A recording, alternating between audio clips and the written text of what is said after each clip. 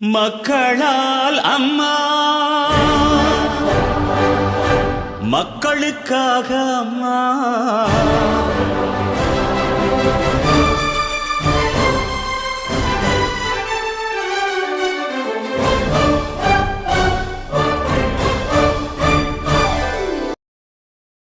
தமிழ்நாடு முழுவதும் திராவிட முன்னேற்ற கழக ஆட்சியை அகற்றி எம்ஜிஆருடைய ஆட்சி, அம்மாவுடைய ஆட்சி எடப்பாடி தலைமையில் அமைய வேண்டும், மக்களாட்சி அமைய வேண்டும் என்று ஒரு முழுவதும் மக்களை சந்தித்து மிகப்பெரிய 234 தொகுதி சுற்றுப்பயணம் ஆரம்பிக்க இருக்கிறார். அதிலே நம்முடைய எப்பவுமே கோயம்புத்தூர் தான் அதிமுக ராசி, எப்பவுமே உங்களுக்கு தெரியும். அதை பத்தி நம்ம முன்னாடி பேசுறதெல்லாம் பேசிட்டு இருந்தாங்க. ஜெயராமன் பேசினேன். அந்த வழியில இன்றைக்கு நம்முடைய மாவட்டத்தில் 31ஆம் தேதியும் 1ஆம் தேதியும் சுற்றுப்பயணம் ஆரம்பிக்கிறார்கள். இந்த ஆலோசனை கூட்டம் முக்கியமான ஃபர்ஸ்ட் பாயிண்ட் அது.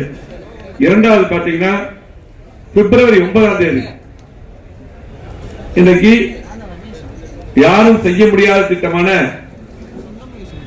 அத்திகில் ஒடா திட்டத்தை நம்முடைய மாவட்டம் மட்டுமல்ல, நம்முடைய பாவி மாவட்டத்துக்கும் திருப்பூர் ஈரோடு மாவட்டத்துக்கு 3 மாவட்டத்துக்கும் யாரும் செய்ய முடியாத, யாரும் நினைத்து பார்க்காத இந்த திட்டம் வருமா வராத என்று நினைத்த திட்டத்தை தந்த ஒப்பற்ற முதலமைச்சராக இருந்த இன்னைக்கு எதிர்க்கட்சி தலைவராக இருக்கக்கூடிய கழகத்துடைய பொதுச் செயலாளர் புரட்சி தமிழர் எடப்பாடி அவர்களுக்கு விவசாயிகளே பாராட்டு விழா வைக்கிறார்கள்.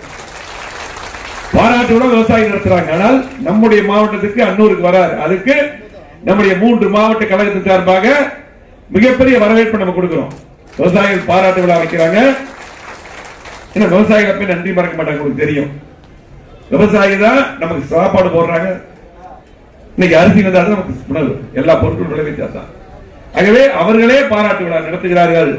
அதற்கு வரவேற்பு நம்முடைய மாவட்டத்துக்கு பொதுச்செயலாளர் வருகின்ற காரணத்தினால் இன்றைக்கு செய்ய முடியாத, நினைத்து பார்க்காத, கனவு கண்டு திட்டத்தை நிறைவேற்றிய எடப்பாடி அவர்களுக்கு வரவேற்பு கொடுக்கிறோம். இந்த பாராட்டு விழா வர்றதுக்கு அதற்கு இந்த அதே போல அடுத்து இந்த 9 பேர் நம்ம ஒரு பூத்துக்கு போட சொல்லி அறிவித்து அந்த நோட்டு மினிட் நோட் கொடுத்துருக்காங்க. அது ஒரு பக்கம். அந்த 9 பேர் அந்த பூத்துல போடுறது எப்படி போடணும்னு சொல்லி போட்டு பொதுச் செயலாளர் அவர்களே தலைமையில் நம்ம வகுத்து கொடுத்துருக்கிறோம். அதை சரியான முறையில் அந்த சட்ட திட்டத்துக்கு உட்பட்டு போட வேண்டும். அந்த 9 பேர் சரியான முறையில் போட வேண்டும். ஒரு பூத்துக்கு 9 பேர். அதுக்கு இன்சார்ஜ் போட்டோம். எல்லா பக்கம் மாறி மாறி அதை உடனடியாக போட்டு அந்த வேலையை உடனடியாக ஆரம்பிக்க வேண்டும். சில பேர் போட்டு சொன்னாங்க கூட. இது நம்ம ஆரம்பித்த பின்னால் பொதுச் செயலாளர் அவர்களே எல்லா தொகுதிக்கும், எல்லா பகுதிக்கும், எல்லா டிவிஷனுக்கும் நம்மளே ஒரு இன்சார்ஜ் போட்டு செக் பண்ணோம். அதுக்கப்புறம் தலைமையிலிருந்து செக் பண்றாங்க எல்லாமே. எல்லாரும் நம்மளே அதுக்கு முன்னாடியே சரியான முறையில் போடணும். அதுக்கு இந்த கூட்டம். அதே போல 4வது பாத்தீங்கன்னா கலை உறுப்பினர் அட்டை நம்ம எல்லாம் கொடுத்துட்டோம். இன்னைக்கு 3 மாவட்ட செயலாளர்களும் அந்தந்த பகுதி செயலாளர்கள், ஒன்றிய செயலாளர்கள், டிவிஷன் செயலாளர்கள், பேரூராட்சி செயலாளர்கள், நகர செயலாளருக்கு ஒப்படைச்சு டிவிஷன் செயலாளர் போயிடுச்சு, பொறுப்பாளருக்கு போயிடுச்சு. மாவட்டத்தில் 4 வருடமா எந்த திட்டமும் நடக்கல. ஆனா இன்னைக்கு திமுக நினைச்சிட்டு இருக்காங்க. பணத்தை மட்டும் வச்சு ஜெயிச்சிடலாம் சொல்லி போட்டு திமுக நினைச்சிட்டு இருக்காங்க. மக்கள், தமிழ்நாட்டு மக்கள் எப்பொழுதும் ஏமாளிகள் கிடையாது. 4 வருஷமா இந்த திட்டம் தராம நம்ம தேர்தல் நேரத்தில் மட்டும் திட்டங்களை கொடுத்து, கொழுத்து கொடுத்து நம்ம ஜெயிச்சா நினைக்கிறாங்க. ஆகவே தமிழ்நாட்டு மக்கள் நல்ல பாடத்தை புகட்ட போறாங்க. என்ன இருந்தாலும் திமுக என்ன பண்ணாலும் திமுக ஆட்சி விட்டு இறங்குவது உறுதி. எடப்பாடி முதலமைச்சர் வருவது உறுதி. அதிமுக ஆட்சி தான் அடுத்தது. இந்த இடம் இதய மாளிகை எத்தனையோ எம்எல்ஏ, எம்பி, அமைச்சர் உருவாக்குற இடம். தலைவர் காலத்திலிருந்து தலைவரே வாங்கி கொடுத்த மாளிகை. இந்த இடத்துல இருந்து நம்ம சொல்றோம், எழுதி வச்சுங்க. கண்டிப்பாக அதிமுக ஆட்சி 2026 எடப்பாடி முதலமைச்சர்.